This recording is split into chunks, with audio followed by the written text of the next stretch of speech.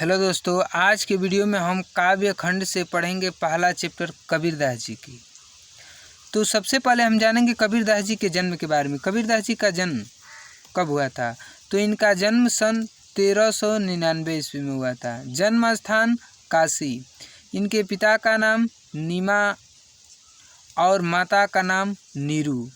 इनके पत्नी का नाम लोई, पुत्र और पुत्री का नाम यानी कपाल और कपाली। यानी इनके पुत्र का नाम कपाल था और पुत्री का नाम कपाली था।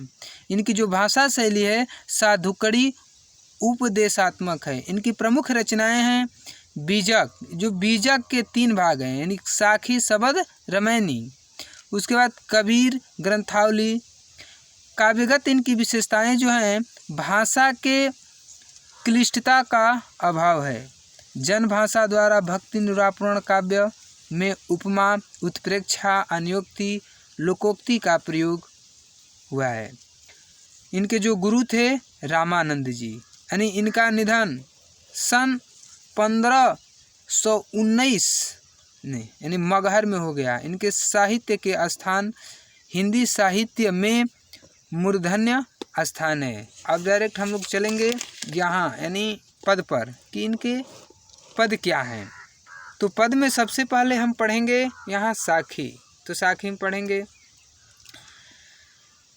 सतगुरु हम सोरी झिकरी एक कहा प्रसंग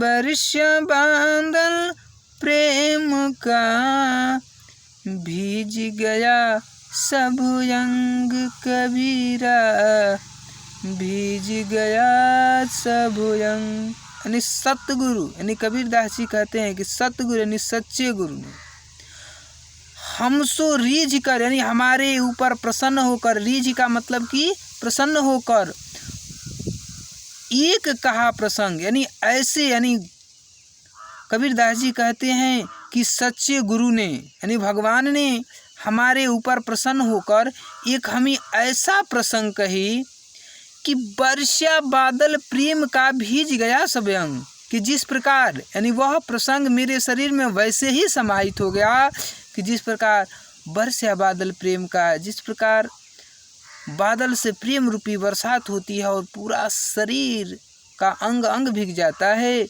वैसे ही वह ज्ञान मेरे पूरे शरीर में समाहित हो गया। अब दूसरे पर चलेंगे। राम नाम के पट तरे देव को कछु नाही, क्या ले गुरु संतोष ये हौस रही मन माही कबीरा हौस रही मन माही। यानी कबीरदास जी कहते हैं कि राम नाम के पट तरे देवे के कुछ नहीं, यानी जो भगवान ने हमें राम नाम जपने के लिए दिया है उसके बदले में हमें देने के लिए कुछ नहीं है। क्योंकि क्या ले गुरु संतोष, यानी गुरु के लिए मैं क्या लेकर जाऊं संतोष से कि संतोष करा दूं। हौस रही मन माई, यानी ये हौसला मेरे मन के अंदर ही रह जाती है। तीसरा देखेंगे।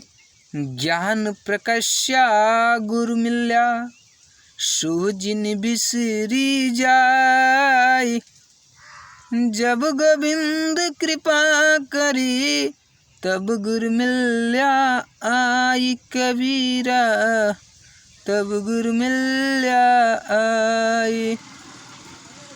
तो कबीरदास जी कहते कि ज्ञान प्रकाश से गुरु मिले, यानी गुरु से ही ज्ञान का प्रकाश मिला हुआ है। सो जिन बिसरी जाई, यानी हे मनुष्य इसे तुम भुलाओ मत। बिसरा बिसरी जाए यानी बिसरी का मतलब होता है भुलाना। इसे तुम बिसराओ मत अर्थात भुलाओ मत। जब गोविंद कृपा करी तब गुरु मिल आए, यानी जब गोविंद यानी ईश्वर की कृपा होगी तब गुरु मिल आए, यानी तब गुरु स्वयं तुमसे मिलने के लिए आ जाएंगे। माया दीपक नर पतंग भ्रमि भ्रमि इह वे पड़न, कहे कबीर गुरु ज्ञान थे एक आध उबरंत कबीरा एक आध उबरन।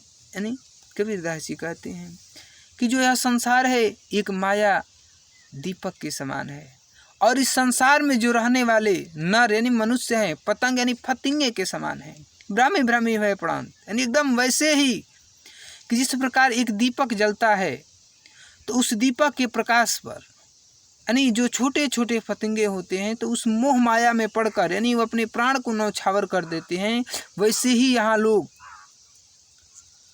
यानी इस सांसारिक मोह माया में पड़कर अपने प्राण को त्याग देते हैं। कहे कबीर गुरु ज्ञान थे, कहने कि कबीरदास जी कहते हैं कि गुरु ज्ञान थे, यानी जो इक्का दुक्का ज्ञानी मनुष्य होते हैं, एक आध उपरांत यानी जो ज्ञानी मनुष्य होते हैं वो इक्का दुक्का बच जाते हैं। जब मैं था तब गुरु नहीं, अब गुरु हैं हम नाही, प्रेम गली अति सांकरी, तामे दो न समाही कबीरा, तामे दो न समाही। यानी कबीरदास जी कहते हैं कि जब मैं था तब गुरु नहीं, यानी जब मैं का मतलब कि अहंकार, यानी जब मेरे अंदर अहंकार था तब गुरु नहीं, तभी हमें गुरु की प्राप्ति नहीं हुई थी। कहने कि अब गुरु हैं हम नहीं, अब मेरे अंदर गुरु हैं, यानी मेरे अंदर अब ज्ञान आ गया है, हम नहीं, यानी जो मेरे अंदर हम की भावना थी, यानी जो अहंकार था अब वो समाप्त हो गया है। कहने कि प्रेम गली अतिशा करी, तामे दो न समाही। कहने कि जो ज्ञान का मार्ग है वह इतना, यानी प्रेम गली अतिशा करी, यानी जो गली है प्रेम की वह इतनी सकरी है कि तामे दो न समाही, कि उसमें दो लोग नहीं समा सकते, कि तो ज्ञान जा सकता है या नहीं तो अज्ञान जा सकता है।